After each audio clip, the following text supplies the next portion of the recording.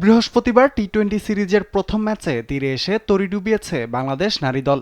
Middle order ব্যাটারদের চরম ব্যর্থতায় ১২ রানের হার নিয়ে মাঠ ছাড়তে হয় টাইগ্রেসদের। ফলে ১-০তে পিছিয়ে থেকে দ্বিতীয় ম্যাচে সিরিজ বাঁচানোর লড়াইয়ে মাঠে নামবে টাইগ্রেস দলপতি নিগার সুলতানা জ্যোতির দল।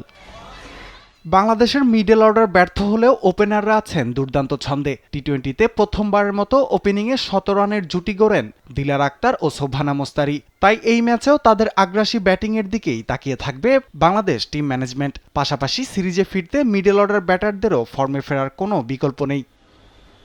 বাংলাদেশ ব্যাটারদের ভালো ব্যাটিংয়ের পাশাপাশি ভালো করছেন বোলাররাও। তবে প্রথম ম্যাচের শুরুতে আইরিশ ব্যাটারদের চেপে ধরলেও মাঝে এবং শেষের ওভারগুলোতে সেই ধারাবাহিকতা আর দেখা যায়নি। তবে দ্বিতীয় ম্যাচ এবং সিরিজ জয় নিয়ে প্রত্যাশার কথা বলেছেন টাইগ্রেস পেসার জাহানারা আলম।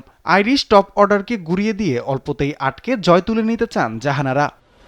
আমরা খুবই আশাবাদী, আমরা দারুণ ছন্দে আছি। আমি বলবো যে আমরা এই আইরিশদের সঙ্গেই আমরা ৩টা ওডিআই ৩-০ করেছি এবং আমরা সিরিজ উইন করেছি। এবং আমরা মনে করি যে আইরিশদের আসলে ৩ থেকে ৪টি ব্যাটার যারা টপ অর্ডারে ব্যাটিং করে, হান্টার, গেবি, পল এবং সো আমার মনে হয় যে এদেরকে যদি আমরা কুইক নিয়ে নিতে পারি বোলিংয়ে, তাহলে আমার বিশ্বাস যে খুব ইজিলি আমরা ওদেরকে লো টোটালে আমরা বুক করতে পারবো এবং আমরা ইজিলি ম্যাচ পজিটিভ রেজাল্টের দিকে যাবে। ইনশাআল্লাহ ট্রফি আমরা লিফট করবই।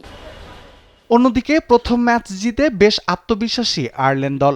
প্রথম ম্যাচে ব্যাটিংয়ে বাংলাদেশকে নিজেদের জাত চিনিয়েছেন গ্যাবি লুইস ও লিয়া পল। পাশাপাশি বোলিংয়েও আলো ছড়িয়েছেন আইরিশ বোলাররা। দ্বিতীয় ম্যাচে জয় দিয়ে সিরিজ জয়ের লক্ষ্য আইরিশদের।